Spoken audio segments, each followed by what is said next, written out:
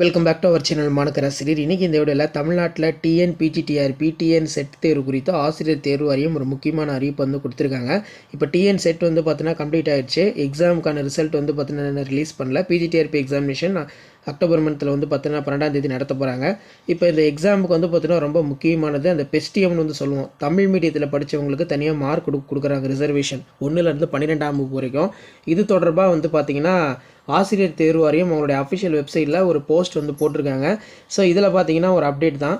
மாநில தகுதி தேர்வு என்று அழைக்கப்படக்கூடிய டிஎன் செட் 2024 நடத்துவதற்கான அறிவிப்பு 20/3/2024 அன்று மனோன்மணியம் சுந்தரனார் பல்கலைக்கழகம் மூலமாக வெளியிடப்பட்டது. அரசாணை மற்றும் யூஜிசியிடமிருந்து பெறப்பட்ட வழிகாட்டு நெறிமுறை அடிப்படையில் மாநில தகுதி தேர்வு 2025 மார்ச் மாதம் 6, 7, 8, 9 ஆகிய தேதிகளில் ஆசிரியர் தேர்வு வாரியம் மூலம் நடத்தப்பட்டது. இந்நிலையில் சென்னை உயர்நீதிமன்ற வழக்கு எண் அடிப்படையில் மாநில தகுதி தேர்வில் டிஎன் செட் 2024 மகளிருக்கான இடஒதுக்கீடு மற்றும் தமிழ் வழியில் பெஸ்டியம்னு வந்து சொல்லுவோம்.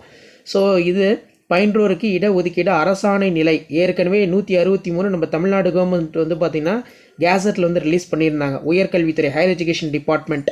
ஸோ அதில் 18/7/2025 படி வழங்கி ஆணிடப்பட்டுள்ளது. டிஎன் செட் 2024க்கு விண்ணப்பித்து தேர்வு எழுதியுள்ள விண்ணப்பதாரர்கள் பிஎஸ்டிஎம் முன்னுரிமை கூறும் தகுதி வாய்ந்த விண்ணப்பதாரர்கள் தங்கள் தமிழ் வழியில் 1ஆம் வகுப்பிலிருந்து முதுகலை பட்டம் வரை பயின்றதற்கான சான்றிதழ் இணைப்பில் ஃபார்மட் 1 and 2 உள்ளவாறு உரிய அலுவலர்களிடம் கையொப்பம் பெற்று www.trptngovernment.in என்ற இணையதளத்தில் 23/7/2025 7/8 அதாவது ஆகஸ்ட் 7ஆம் தேதி பிற்பகல் 5 மணிக்குள் பதிவேற்றம் செய்ய தெரிவிக்கப்படுகிறது. மேற்குறிப்பிடப்பட்ட தேதிக்குள் தமிழ் வழியை பயின்றதற்கான பிஎஸ்டிஎம் சான்றிதழை பதிவேற்றம் செய்யாத விண்ணப்பதாரர்கள் தமிழ் வழியில் பிஎஸ்டிஎம் பயின்றதற்கான முன்னுரிமை இயலாது அப்படிங்கிற மாதிரி சொல்லியிருக்காங்க.